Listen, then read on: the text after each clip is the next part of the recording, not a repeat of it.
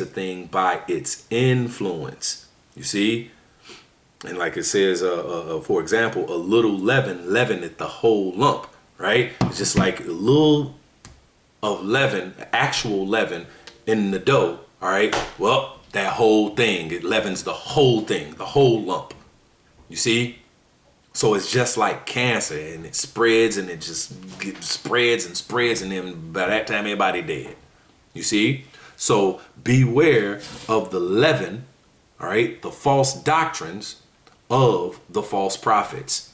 The Genesis Israelites are the false prophets of the week, all right? So beware, all right, because they will not get caught up in salvation.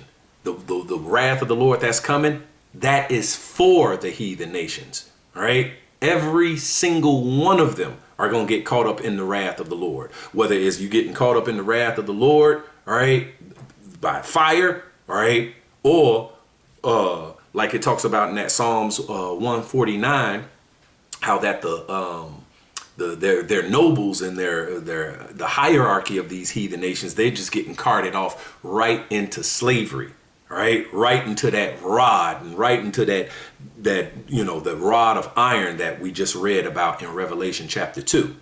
Okay, so not one heathen is going to be on the chariot, right, of salvation with the elect of the nation of Israel. Okay, not one. Not in the kingdom of heaven, right? After we done punished them and broke them from their heathenistic way, right? Then we ultimately allot these heathen nations their land, and we rule over them with the ways of righteousness, right? It's going to be beautiful for all, right? And that's why I said that's the only way I could put that word salvation to the heathens, is that they're going to have righteous rulers in the kingdom of heaven ruling over them. Okay, to where Proverbs 29:2 kicks in, where it says, when the righteous are in authority, the people rejoice. Right? And the people that we're going to rule over are the heathen nations.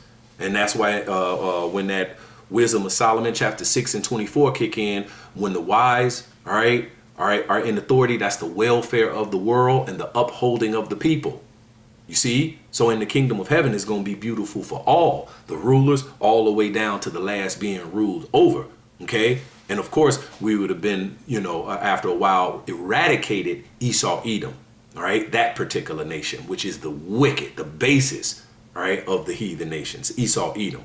But all the rest of the heathen nations, man, we get to, allot them their lands. Okay. We teach them our ways.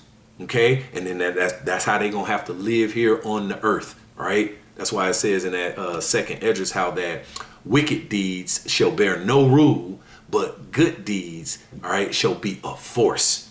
Okay. And it's going to be the elect of the nation of Israel, the Israelites, that's going to be the enforcers.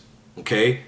And the kingdom of heaven that's what's going to produce peace on earth, paradise on earth, all right, heaven on earth, because you're going to have the righteous ruling with the righteousness of the Heavenly Father. And it's ultimately going to be beautiful for all. So I'm going to end it there. Lord willing, that was edifying. With that, I'm going to give all praises, all honor, all glory to Yahweh, Bahashem, Yahweh Shai, Bahashem, Rachak Wadash, Shalom, and Abba Babal. Kwam Yashala.